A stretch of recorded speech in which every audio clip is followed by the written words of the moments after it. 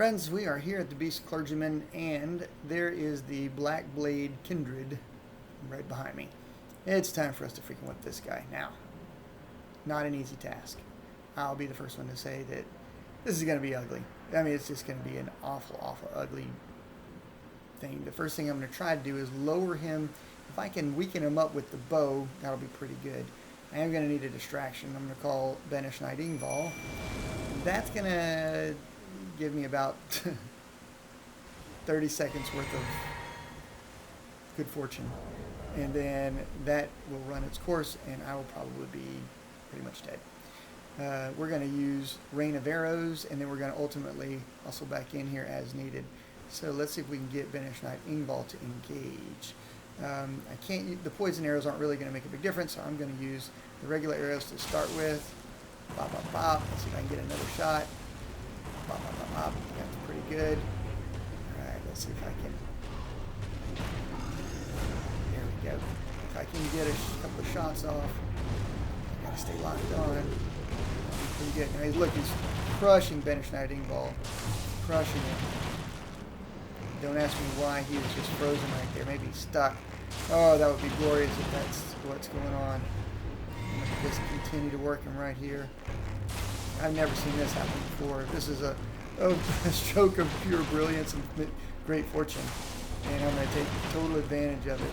Look at all this damage I'm doing, man. I'm racking up damage. I wish I had more FP potions now. Dang it. Drink. I don't know why Black Blade Kindred is. Oh, he moved. And now I've got to move. So he's going to come in here and he's going to use Barbaric Roar. Alrighty. World. So I'm basically out of luck now as far as getting a ton of damage. But I got some damage done. Let's see if he'll blow this down. He'll huff and he'll puff and he'll blow this area down. But I am reasonably safe even with that collapse. It doesn't look like I am, but I am. Alright, so now I'm going to have to get to about right here. And I'm going to start plinking him one arrow at a time for a measly 76 damage. But I'm safe here until he makes his move, and then I'll hide behind that pylon. Some people call this the cheesy way, or cheesing Black Blade Kindred. But what I will tell you is, once again, I'm a strategy-based kind of guy. We're going to do this for a minute and avoid damage.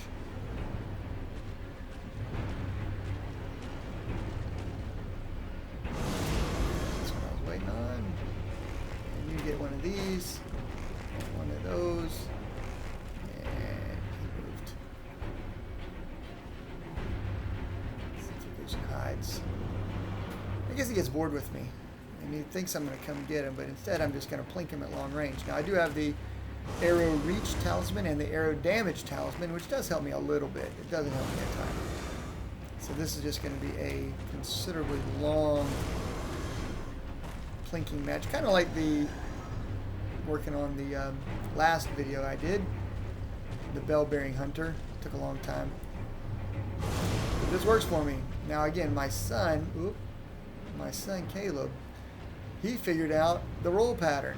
He can just roll and roll and roll, and he does really good against this guy. You know, he fights him basically usually with like a great hammer, a great axe, or great sword, colossal sword, something of that nature. And he takes a buttload of damage, but he also rolls and misses, makes the guy miss against him. It's just a different play style. I will tell you that the tactical approach is roll pattern, tactics. The strategic approach is using the environment, which is what I'm using. And I figured this out pretty much on my own. For those of you that have a better technique, man, share your technique, right? This is a long and arduous process. Some people would even go as far as say it's a little on the boring side. But the cool thing is, a lot of wars are going to be won with strategy as opposed to tactics. Now, you must also employ tactics, good tactics, keep troops alive, and improve combat power. And this is the deal for me. That one, I'm going to hit him with this one. Pluck him in his face again. Oh, I missed. You hear that scary, upbeat music. That's supposed to keep us intense. When you look at what the developers do to build a game like this, I mean, you're talking, I think this was 5 years or 7 years in the making. Before they even released it, you got to pay a whole team a ton of money to build this game. It's just amazing to me how you can do that. And then, of course, they sell the game. We pay for it. The gamers pay for it. And then usually there's some download content which has not been released yet. And without the download content, we're kind of stuck doing the same old for a while. That's why I make different characters. I don't like New Game Plus as much as I like. This New Game Plus is a restart of the original game. You start based from scratch, mission-wise, but you still have all your abilities, skills, levels, and so forth. I'd rather start a brand new game, go through all the pain of leveling them up, finding the best weapons, maybe doing a little different strategy, a different system, so to speak. That's what I like to do. I will tell you that this strategy also works against the great one Makar. That thing takes a ton of damage, and I can summon 2 guys, and I can also have Banished Knight involved with me, my Spirit Ash, and still get beat up by that guy. And I found out that you can get him stuck. He won't come after you in some cases. Just like the Blade Kindred got stuck. And I was able to wear him down, but then I just shoot his wings just like this. I hide behind stuff and I just start pelting him with arrows. So I do have a character that is not, I've got several characters that are not really archers. They don't really do much. Like they have a staff, so they cast spells, or maybe they've got the seal, so what they're really doing is a lot of they're doing a lot of incantations and so forth. That makes this fight very difficult if you don't have the range. The range makes this fight better. That makes 2 shots in a row right there. And that makes 3 shots in a row. Alright, let's get this thing going. You want to just barely skim the...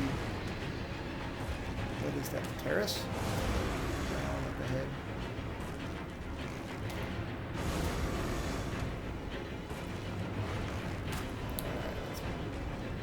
Boogie out of there. Shot my last regular arrow. That was 99 arrows I used against that guy. Now I didn't hit every time, but most of the time I hit. So now I have to use the expensive arrows, which is not the end of the world. And he is not susceptible to freaking poison. I'm not going to do crap for damage with these arrows, but I'll work him out. By the way, you typically will find a crossbow and a ton of crossbow bolts.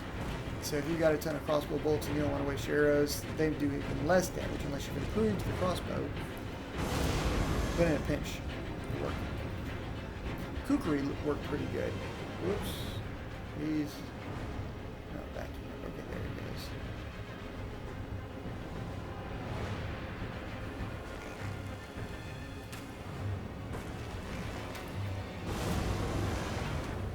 Kukri takes a minute to sling, but it does pretty good damage. I think I do like 150 or so damage with throwing a freaking Kukri knife.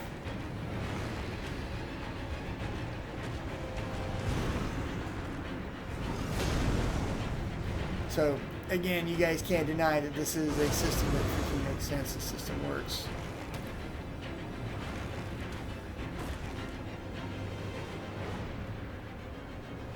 You guys might be wondering why aren't I using the special ability to this bow. Again, I've run out of potions, but I also can't lock on him. If you can't lock on him, it doesn't work.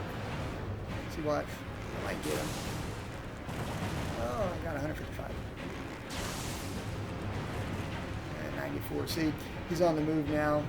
It's harder to use. So this is just the way. So Rain of Arrows is super good with poison because it hits so many times.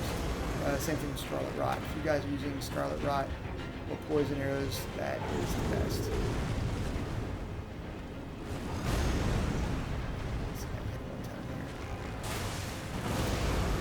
So I can hide behind this and pester him pretty good. Oops. He tried to trick me just then. Oh, got him now. He's out of here in a minute.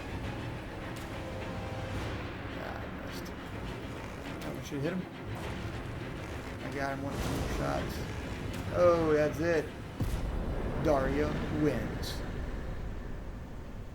I think that was a flawless victory, wasn't it? Did I get hit? So I got the Gargoyle Black Blade, which I mean, it's a big sword, and then there's Gargoyle Black Halberd. So these are pretty good weapons. I might fiddle with one of those. In the meantime, guys, that's what I got for you today. Our beast hunting is going pretty well, and you might notice by my it's 100. I got 100,000. I got like 90,000 for killing that guy. That is why I like to do it at a low level. I should be able to level up several times.